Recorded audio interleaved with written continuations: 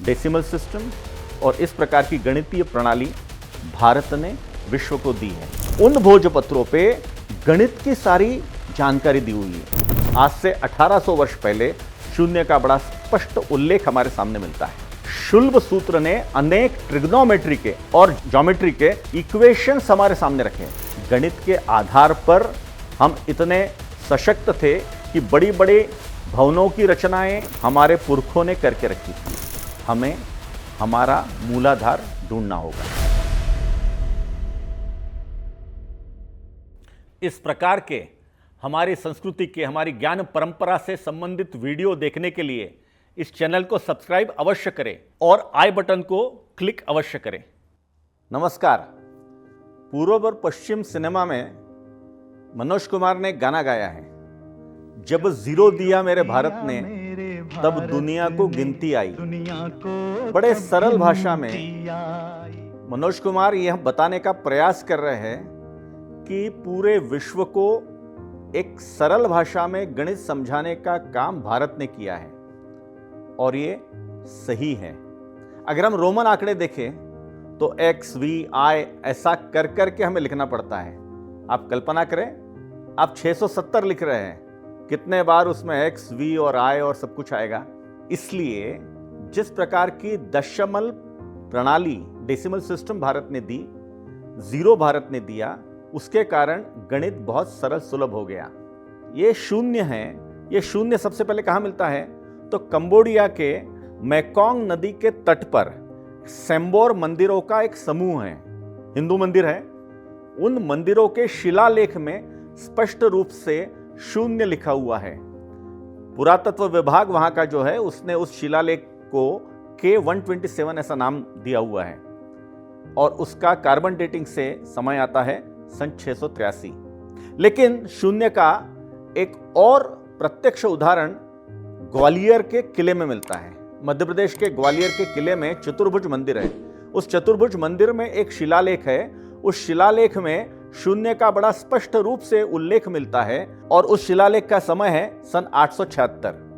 लेकिन इन सबको बाजू में रखते हुए कुछ वर्ष पहले बोडेलियन लाइब्रेरी नाम का एक बहुत बड़ा ग्रंथालय ऑक्सफोर्ड यूनिवर्सिटी में है। उनके पास बख्शाली मैन्युस्क्रिप्ट्स नाम से पुराने मैन्युस्क्रिप्ट्स या पांडुलिपियां रखी हुई थी। ये बख्शाली मैन्युस्क्रिप्ट क्या है तो आज के पाकिस्तान के पंजाब प्रांत में बख्शाली नाम के गांव में सन 1881 में अंग्रेजों को उत्खनन के समय कुछ पुराने भोजपत्र मिले थे। उन भोजपत्रों पे गणित की सारी जानकारी दी हुई है। वो 70 पृष्ठ यानी गणित को समर्पित 70 पृष्ठ है और उस बख्शाली डॉक्यूमेंट में शून्य का बड़ा स्पष्ट उल्लेख है।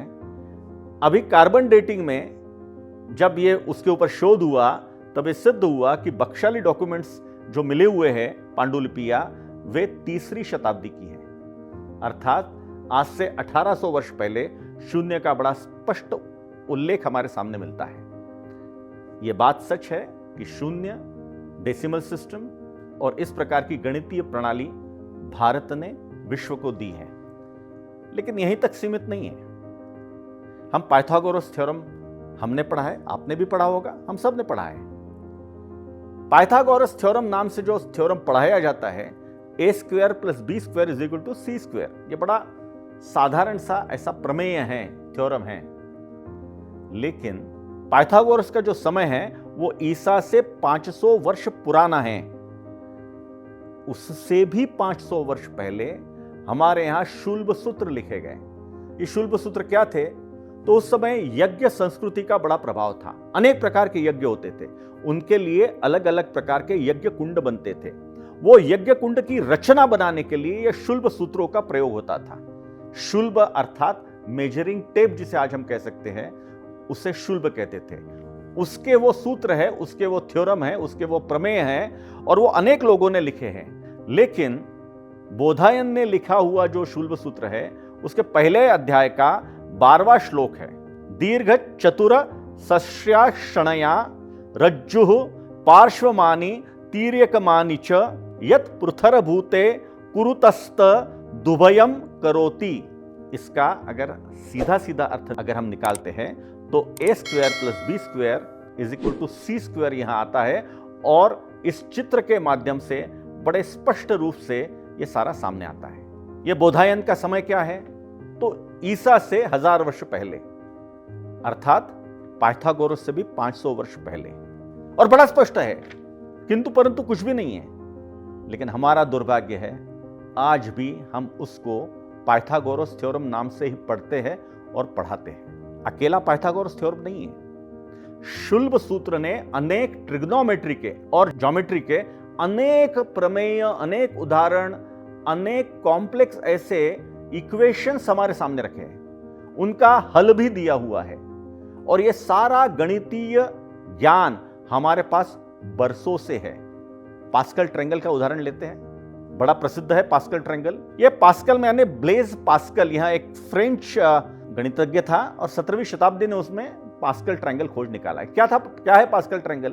तो यह इस प्रकार का है, सबसे ऊपर शीर्ष में 1 आता है, फिर दोनों तरफ 1 आता है, और बीच की जो संख्या है वह दोनों संख्या का जोड़ यानी बीच की संख्या आती है। इस प्रकार का ट्रायंगल हम बढ़ाते जाते हैं, लेकिन दोनों तरफ उसके 1-1 रहता है। यह है पास्कल ट्रायंगल। और पास्कल ट्रायंगल से अनेक गणितीय प्रमेय सुलझाए जा सकते हैं, ऐसा कहा गया है। आज से लगभग 2300 वर्ष पहले हमारे यहां पिंगल शास्त्री नाम से एक बहुत बड़े गणितज्ञ हो गए। व्याकरणकार पाणिनि के वो छोटे भाई थे। छंदशास्त्र नाम का उनका एक गणित पर आधारित ग्रंथ है, उसमें बहुत सारी चीजें दी हैं। उसमें ये पास्कल ट्रायंगल बड़े सरलता के साथ दिया हुआ है। उसको पिंगल ऋषि ने मेरु प्रस्तर कहा है, और मेरु प्रस्तर के आधार पर अनेक रचनाएं की गई है। जो विश्व का सबसे बड़ा प्रार्थना स्थल है, हिंदू मंदिर अंगकोर वाट, जो कंबोडिया में स्थित है, वो अंगकोर वाट की रचना भी मेरु प्रस्तर के आधार पर है।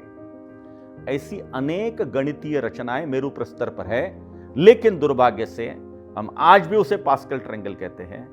हम उसका श्रेय पिंगल ऋषि को नहीं देते। पिंगल ऋषि ने सिर्फ पास्कल ट्रायंगल नहीं ढूंढा है, पिंगल ऋषि ने और एक बड़ा चमत्कार किया था उस समय। आज जिसे हम बाइनरी सिस्टम कहते हैं, हमारा सारा डिजिटल वर्ल्ड, पूरी डिजिटल की दुनिया, सारी कंप्यूटर सिस्टम जिसके आधार पर चलती है, 0-1 की बाइनरी सिस्टम, इसकी खोज पिंगल ऋषि ने की है। सन 1689 में 1689 में गॉटफ्रेड लिबनिज ने बाइनरी सिस्टम की खोज की, ऐसा हम कहते हैं। पिंगल ऋषि को हम पढ़ते ही नहीं है। हमारे यहां पर अनेक बड़े बड़े गणितज्ञ हो गए। 4वीं शताब्दी में आर्यभट्ट हो गए, 7वीं शताब्दी में भास्कराचार्य है, 7वीं शताब्दी में ही ब्रह्मगुप्त है, 9वीं शताब्दी में महावीराचार्य है, आर्यभट्ट द्वितीय है, श्रीपति है, श्रीधर है, भास्कराचार्य द्वितीय है। ऐसे बहुत सारे गणितज्ञ हो गए। पाई की कीमत तो आर्यभट्ट ने आर्यभट्टीय इस ग्रंथ में 4 अंकों तक निकाली है, उस समय जिस समय पाई के ऊपर बहुत ज्यादा कुछ हुआ नहीं था। ऐसे अनेक प्रमेय हैं। रैशनल क्वाड्रिलेटरल थ्योरम है जो यूलर के नाम पे चलता है। फिर फिबोनाची सीरीज है। इटालियन गणितज्ञ फिबोनाची ने सन 1202 में लिबर अबासी नाम से एक पुस्तक लिखा। उस पुस्तक में उसने फिबोनाची सीरीज की कल्पना की है, लेकिन पिंगल ऋषि ने छंदशास्त्र पुस्तक में उसी फिबोनाची सीरीज की कल्पना पहले से करके रखी है। बाद में सन 850 में महावीराचार्य नाम के गणितज्ञ ने इसी का विस्तार किया है। ऐसे अनेक उदाहरण हैं। गणित के आधार पर हम इतने सशक्त थे कि बड़ी बड़ी भवनों की रचनाएं, अनेक यंत्रों की रचनाएं हमारे पुरखों ने करके रखी थी। हमारा दुर्भाग्य, हम आर्यभट्ट भास्कराचार्य तो नाम आजकल जानते हैं, लेकिन हम ब्रह्मगुप्त नहीं जानते। हम श्रीपति, श्रीधर, भास्कराचार्य द्वितीय, इन सब लोग के नाम भी नहीं जानते, ये पढ़ाए भी नहीं जाते। हमें हमारा मूलाधार ढूंढना होगा। धन्यवाद।